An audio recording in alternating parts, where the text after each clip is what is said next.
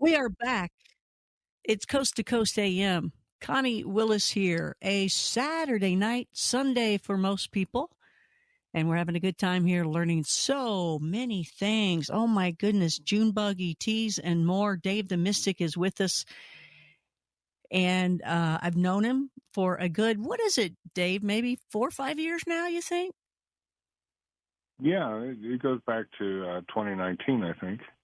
Ah, good memory. 2019. And I've loved you from the beginning. I love your sense of humor. I love how you explain things. We always have a good time.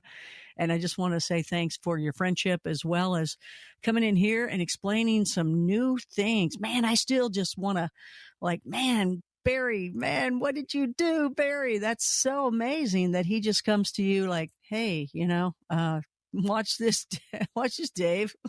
Whoa, that's pretty cool. Well, we wanted to ask you about, as we're going to be taking some calls a little later on, but before then, you were talking about that you've learned a whole lot about ETs recently and how they're in plain sight, how we can look for them, and just, some interesting things that you found out. Sure. Well, a number of years ago, I started finding out about ETs hybridizing with people, and I started running into some of these hybrids, and typically they would look like young women in their mid-20s to late 20s. They would go in, and they were dressed so smartly that it almost seemed inappropriate for, dropping in on a conference or a talk or something. And you'd start looking at them and realize that their eyes were off. Typically, they would be wider at the outsides, and they were a little bit wider set on the face. And you start looking at them, and they immediately picked up mentally that you were scoping them out, and taking notice of them. And they start fumbling around in their purse, grab some sunglasses, put them on, and walk out of the meeting room and disappear. And I had this happen several times. But the one that really showed up a couple years ago that was so fun as sort of an example of them blending in. So my wife and I went out to go to McDonald's to get an iced tea in the evening, and right in front of us there was, on the other side of the intersection where there was a left turn lane, a sedan rear-ended a pickup truck and a little fender bender. And we went ahead and turned into McDonald's, went to the drive-thru, got the iced teas, and we're sitting there in the parking lot, and it's raised a little bit, and it's overlooking the crash scene. No sirens, no lights. We see the truck driver who's walking around. He's a young man in maybe his mid-30s, and the other driver is now the car. And I finally tell my wife, look, I've got to go down and see if everybody's okay. And I've been through enough of my own wrecks. I know sometimes you just kind of sit there stunned. And so I walked down to the sedan, and there's 4 women sitting in it. And I talked to the driver, and the women look like they're in their late 60s, mid-70s, and they're all wearing these dresses, sort of like suits, that are kind of dated. I mean, they would be smart for the time, but they might have been out of date by 10 or 15 or 20 years. And I asked the driver, I said, are you all okay? And she kind of looks at me and says, well, yeah, I think so. I said, well, maybe it'd be a good idea if you turned off the car, because it was still running. And she goes, oh, yeah, okay. So she turns off the ignition. And I said, well, what happened? And she said, well, I was driving down the road, and I was following the median, and too late I realized that the median went over to the left for the left turn lane, and I ended up hitting the truck in front of me because I couldn't go around them. I couldn't steer around them. I start looking closer at this woman and the other 3 women, and I realize, by golly, you guys aren't from around here, are you? you got some outfits from Central Casting, and somewhere you snookered You did the not car. say that. You did not say that, did you? I did not say that to them, but I was definitely thinking it because the other three women were all sitting there mute. They weren't talking amongst themselves. They weren't saying, "Oh, Gladys, this is going to be okay. We'll get to help the other guy get his truck fixed." None of that standard stuff that you'd have.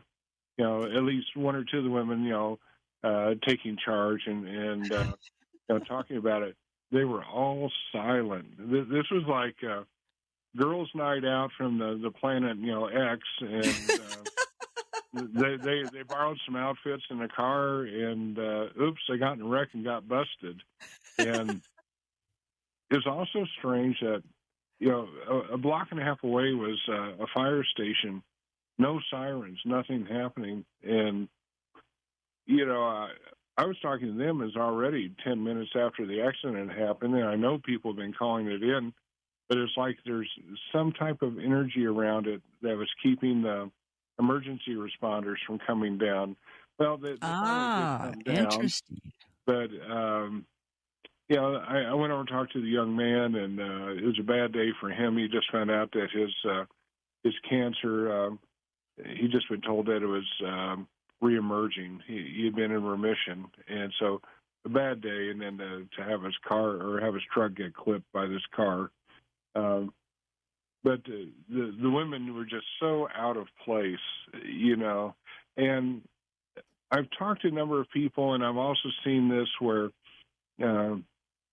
I truly do think we have a lot of ETs walking amongst us, and in many cases, they've learned a lesson that if they dress strangely, outrageously, out of character, people these days are so scared to get caught out on looking at somebody who looks different because of our social insecurity about that type of thing. These, just whatever. It's how society has gotten to this point that if they dress very strange, very out of the ordinary, nobody will stare at them because they're afraid to.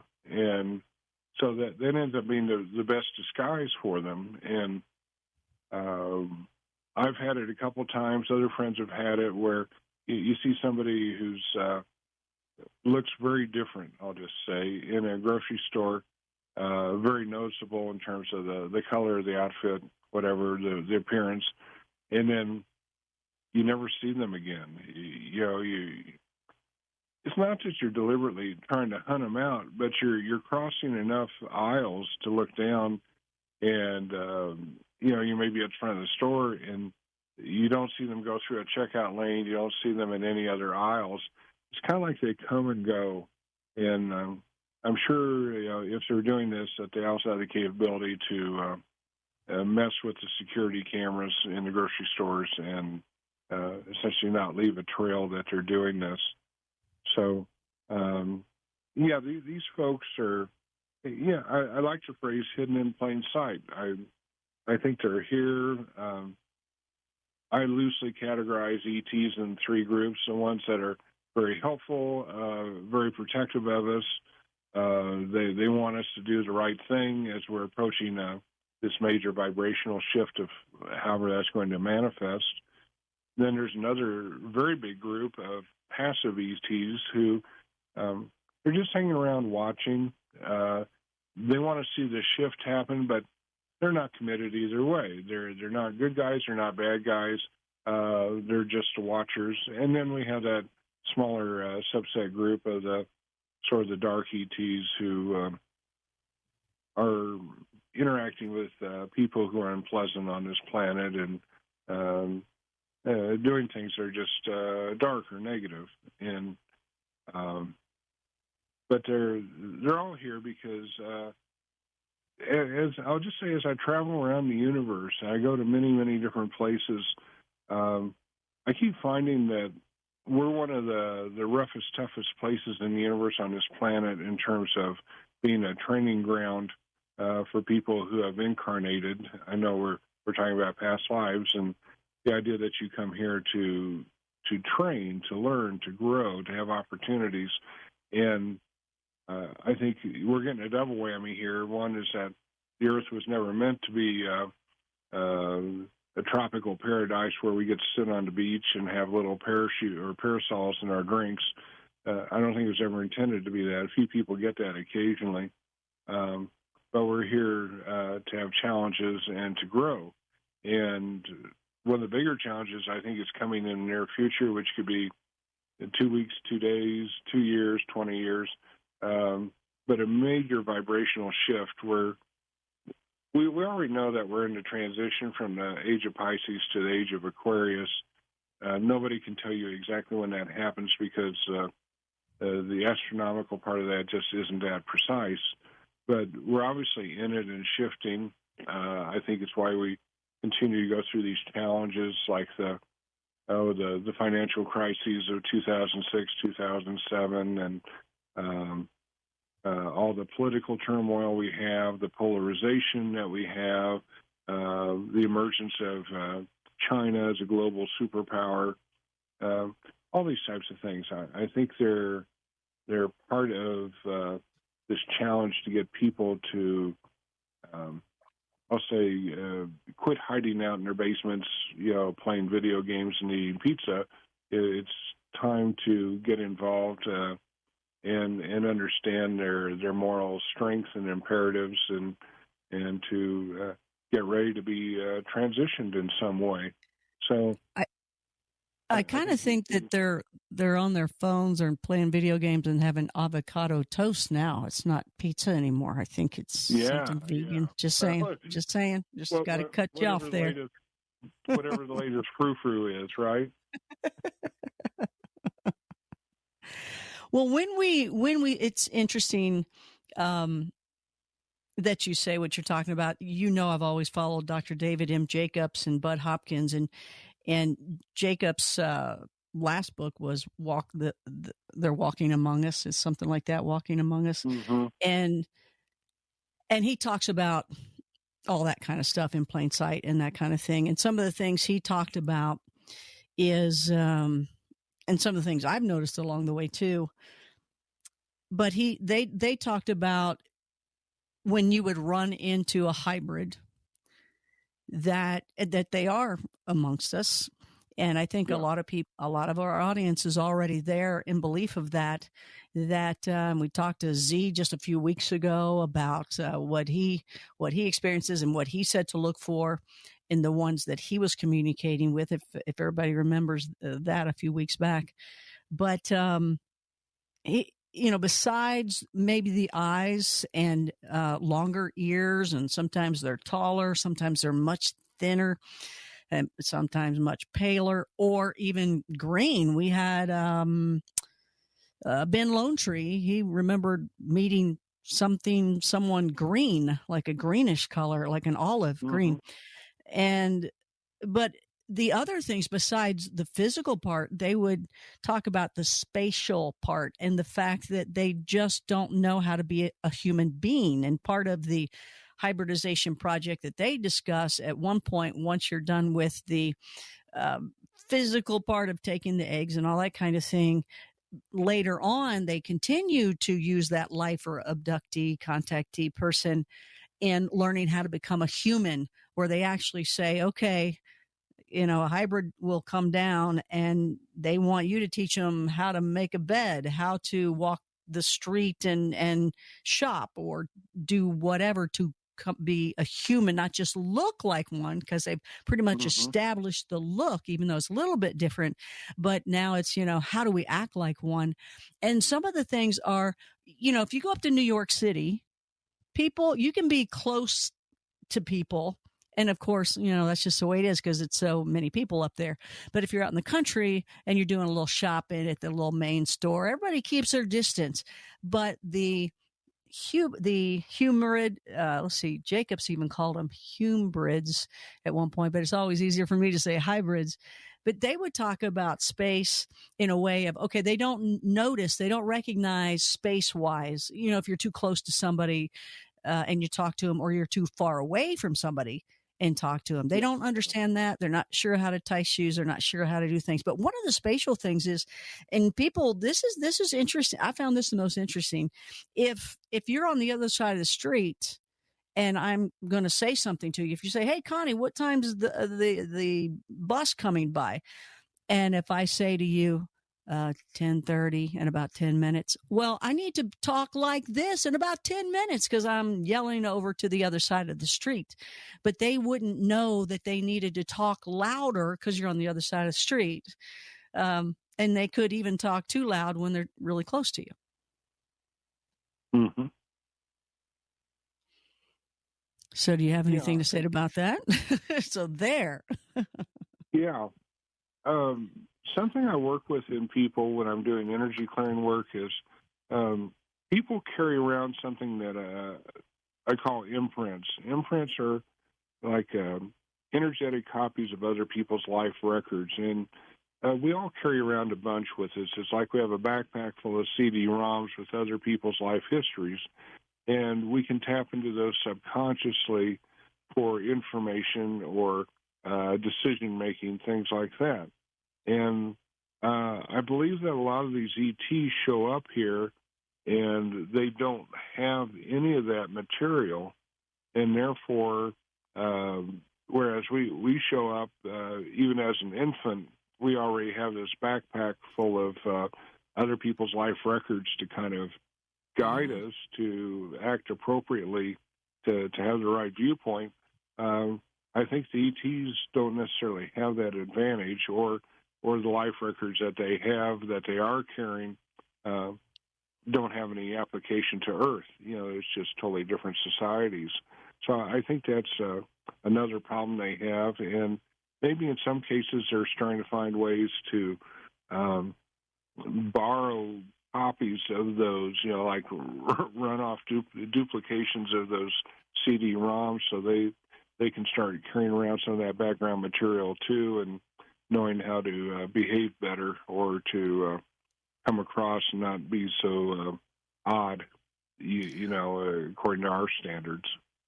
So we got a couple minutes before the break, or about a minute and a half. What are things to look for? I would say you're looking for people who they appear to be a little bit different. They may be somewhat uncomfortable being around us. In some cases, we may think that they have behavioral issues that might even, overlap into mental health issues because they just don't know how to work with people, So some of the people who we brand with the ADD or ADHD labels might actually be just much more energy of ETs in them. And when we come back from the break, I'd like to talk a little bit about the idea that people are energetically hybridized, not just biologically hybridized, and how this can affect people. Okay, and we'll take some phone calls as well. Dave the Mystic is talking with us now. You can find him at davethemystic.com, also blogtalkradio.com, and look for Dave the Mystic. Connie Willis here. You are listening to Coast AM. You are listening to Coast AM. Hello there. I'm Connie Willis. I would love for you to join my shows as well, Blue Rock Talk, which you'll hear a lot of these same guests talking, and you can see them and you can actually talk with them too. You'll become a Blue Rocker. Blue Rock Talk is that show. I've got Connie After Dark, Connie Willis, the podcast, about to come back on again, and my book, Win Any Lottery. You guys were asking about that. Yeah, if you're good with a pendulum, you can use the system to pick winning numbers and teach you how to do that. And it's an easy book to find on Amazon, Win Any Lottery. But if you have any trouble finding anything, just go to my website. Sorry, I'm on that one too. ConnieWillis.com. ConnieWillis.com. Going back to Dave the Mystic, Mystic Dave. You can find him at davethemystic.com and also Blog Talk Radio. That's Dave the Mystic there as well. All right, Dave. So We're talking about your findings of ETs in plain sight. We're also going to grab some phone calls as well, but go ahead and I know you're going to talk about energy hybridization of people. Yeah, and back in 2013, I really started to find I got inspiration. I got talking to by spiritual beings that rather than just being biological hybrids, people were being energetically hybridized, and it was a dynamic process, and it can change somewhat over time. And if you're interested, if you're open, I'd like to give you your numbers so we can talk about it. Okay. Okay. Let's go for it. Is it going to hurt me? So no, this is painless. So Okay. I look at these categories. The first one is human, and when I muscle tested for you on human, I get 43%. And Which when means... I checked on ET, I got 26%, and angelic was 23%. There are other categories, but these are the primary ones I want to talk about. Okay. And what I find with people is, for the most part, ETs don't understand how rough it is here. Hypothetically, they understand what it's like to be on Earth, but once they get here, it can be a real shock to the system. And if that concept comes with them, and we have you with a high percentage of ET, it can be something that shocks your system too because of that viewpoint on that energy. The same is true of angelic. Hypothetically, angels know how rough and tough it is here on this planet, but it's a totally different thing that if they are incarnate and walking around this planet, among us, or if their energy is in us, it can be a shock to see that on Earth we don't guarantee that people have food, water, clothing, or shelter. Those types of basic things. We don't guarantee it on this planet. I mean, if you don't have it, you have to rely on others, and that reliance may or may not be fulfilled. So I do find this on people. And the other fun thing I found or interesting is that I can work with spiritual beings to change these numbers. So sometimes I get parents who come to me for help with their kids. Their kids are having adaptive problems, and I'll find that the kids are way too high on an ET scale, and they are not functioning well here because of these sort of core beliefs that the ETs have. And so by reducing that ET percentage back down to something much more manageable, I frequently get very good results with helping the kids do better and interface better with other people and have just a happier life. So and that's by making the human part higher, or the ET part lower, or the angelic. How is that? By raising up one? Which one would that be? Generally, I work with the spiritual beings to move the human part up to be much higher. Some of these kids might show up where the human percentage is only 25%, and the ET percentage might be 60%. And there's just something about that ET understanding of, or being the shock of understanding of what it's like to be on Earth, that it can very much affect these kids' personalities. And so we change it where they might slide up. I don't control the final percentage. I just ask for help and guidance in doing it. And the kids might end up being 85% human on their percentage for hybridization. And I get a lot of good feedback from their parents that very rapidly things start to change for these kids. So there does seem to be something there. I always tell people I'm not dogmatic, and these are the best I can do with models of what we're seeing for things that are in other dimensions, so they don't lend themselves to 3D. So maybe these are just great ways to represent this, and it's not fully reality, but I work with it, and I'm very evidential. I always look for results, and I've told people that If this stuff didn't work, I wouldn't be beating my head against the wall for 40 years trying to make it work. I look for results and I look for evidence. So this seems to work. So you gave me a human percentage of what? 43%. What was I, ET? 26%. And angelic? Was 23%. So 26 is pretty high. Human 43 is kind of low, and angelic. So what would you, with those numbers, do you come across? Do you have any other thoughts of, oh, she's this, so we would put her in this category? What does that mean when you see that? What would you think?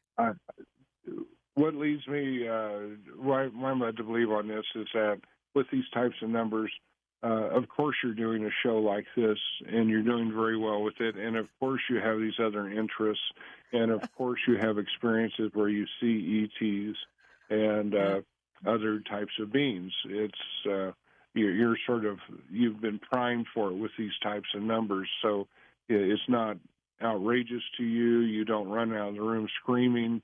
You have enough energetic background in this where it works well for you in your day-to-day activities where you want to pursue this. Oh, there's still times I might run out screaming, but yeah, that's pretty interesting. I didn't even know what question to ask. It's like, what do I even ask with this? So thank you for taking that over. Let's go to the phone lines. We got a lot of people that want to talk to you. Wildcard line number 1, Samantha out of Los Angeles. Hey there, Samantha. You are on the air. Oh, hi. Can you hear me okay? Yep, we got you. Yep. Okay, hi. I got on first. Wow. Well, I had one question, but now I have a little bit of a different question. Well, I just want to say I can very much relate to the idea of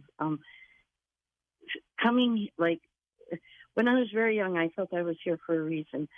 And it was a good reason. And I almost feel like now, much, much later in my life, I'm like, oh my God, I had no idea what I was signing up for. It is, and my parents were the same way, especially my father. Like, they had the wrong playbook for this planet. And it's like way harder, way more brutal. I was raised to think it was much gentler. And so I wonder what the percentages are of me and my father. But, yeah, it's been really, really hard. I totally feel like an alien here, and I always try to do good. But it's a very, so I don't know if there's any comment you can make, Dave, about that. Or can you make if I check your, since this seems to be a little bit of a theme right now, if I check your numbers on the human percentage of you being hybridized, I get 10, 20, 30, 40, 35, 34, 33, 32. So I get 32%. And when I check the ET, I get 10, 20, 30, 40, 50, 60, 70, 65, 64%. So that takes it up to 96%. So it's like 1/3 human and 2/3 ET. So would that tend to, or would that have a likelihood of you not feeling comfortable here in this setting? Yeah, absolutely. You have enough energies subconsciously that are saying, I'm used to, planet X21 where things are easy, everybody's telepathic, there is no shortage of anything. It's a pastoral planet. Everybody just feels good and comfortable. And then you come here and it's like, wow, frankly, this is the S storm on this planet in terms of how people interact compared to most other races in the universe. So, yeah, it wouldn't surprise me that you might feel out of place, out of touch. Things are difficult for you to reconcile in terms of how you see people treating other people. Interesting. Wow. Samantha, good question. And she described that perfectly for you to come up with those numbers. Was there any angelic in her at all? She was just 1, ET. 2, 3, so two is very low though. The other two added up to 96, so that's the majority. Wow. So that's interesting. I know along the way that I felt like, man, I just don't belong here. I'm out of, it just doesn't feel right. But you always do know you're here for a reason too. So there's always some reason. Do you know a way to find out what that reason is? Like our earlier guest, his way is, hey, we'll take you over to the afterlife and you can ask. How do you find that out? When I tell people and they ask, what am I here for? What is my purpose? What should I be doing? I just tell them, frequently the spiritual plane does not tell me that because they want you to go out and try a lot of things. If I said, you're supposed to be a plumber, you're going to be a plumber your whole life, you're going to die a plumber, and the person might just walk out there and say, okay, well, that's it. I don't have any other decisions to make. Yeah, and that's not what the spiritual plane wants. Pardon me. They want you to try things, and so they don't want to make you feel like you're just preordained to be something. Makes sense. There can certainly be plans for you, but they want you to try things. They want you to experiment on this planet. Well, go ahead and use that cough button that you have over there, and I'll get another caller on the line for you. We are getting closer to the end of time. The old famous cough button that we love to have. International line, let's talk to Don out of Alberta, Canada. Hey there, Don, you're on the air. Hey, Connie, I feel like I'm time traveling tonight with your bumper music. All right. Anyway. Good. Anyway, it's good music. I like it. I haven't heard some stuff like that in a while. I had a couple comments for Dave, and then I was up to 3 questions, but I might have to cut it short. But you're going to have to cut it short. We only got a few minutes, so definitely cut it short. ETs, the one thing you can't do is project your energy at them, or if you have to think of, like, if you want to approach them, you got to think of, like, beaches and the sun and stuff like that, because they'll pick up your energy. They can see your energy, and they can pick up what you're projecting. As soon as you put your attention on them, they know it. Anyway, and the ones I see, there's some, I haven't run into those ones, but my friends say they have no energy field around them, like the friends that can see auras. That's how they can spot them. But as soon as they try to go approach them, then they would take off. But anyway, so we were all smoking peyote on the other side and decided to come down to Earth. That's great. My question was about the energy transition that's occurring. I know we're at the end of a 26,500 year cycle or whatever it is, and we're going through the galaxy at 500 miles an hour. But and the frequency that we're coming into is quick question. We're going. Is it going to be a fast transition, or is it going to be a slow transition? And what can people do to make the transition run smoother? I guess. There you go. Thank you. Sorry about that. Go ahead as quick as you can. Yeah, my feeling are there are 7 vibrational levels of Earth. We're on number 3. There are 4 above us, and I perceive that people are already leaving the planet and going to some of these other higher vibrational levels of Earth, and a few people are going to lower vibrational levels because that's where their personalities or possibly their religious beliefs are taking them. But I just see all this stuff being stirred and setting us up for a transition for big things to come. So, and I think it's in the very near future. So I think that's why we have all this interest from the ETs. DaveTheMystic.com, also blogtalkradio.com, and you can look for Dave the Mystic there. It's the / Dave the Mystic. Dave, thanks so much for being with us. Any last tiny words? I would just say things aren't as bad as they seem. People just get overdone by the news. So stay positive. Go out and have fun. Find ways to entertain yourself, and don't feel guilty about it. Go do what makes you feel good. Yeah, and look up. Don't always look down at your phones, right? Look up and look out and see things, right? Yes. It's happening all around us. Just open yourself up to the possibility that you may see things in the sky. You may see phenomena in trees and bushes near you. These things are showing up for so many people. And look behind those Foster Grants. Thank you so much, Dave the Mystic. Also, Regan Forston before that. And thank you guys all for listening to the show. If you enjoy it, write in and say, hey, I love it. It is just great. George Norrie, we're having so much fun. We love this. Thank you so much.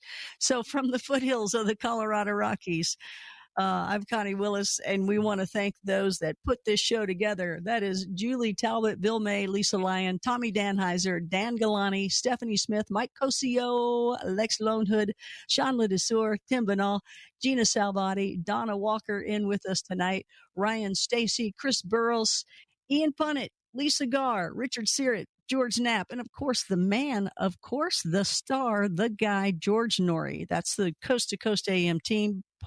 Happy to be a part of it. Join me at ConnieWillis.com. That's Blue Rock Talk, Connie After Dark, Win Any Lottery, and Connie Willis, the podcast. I'm working it, baby. Until we meet again.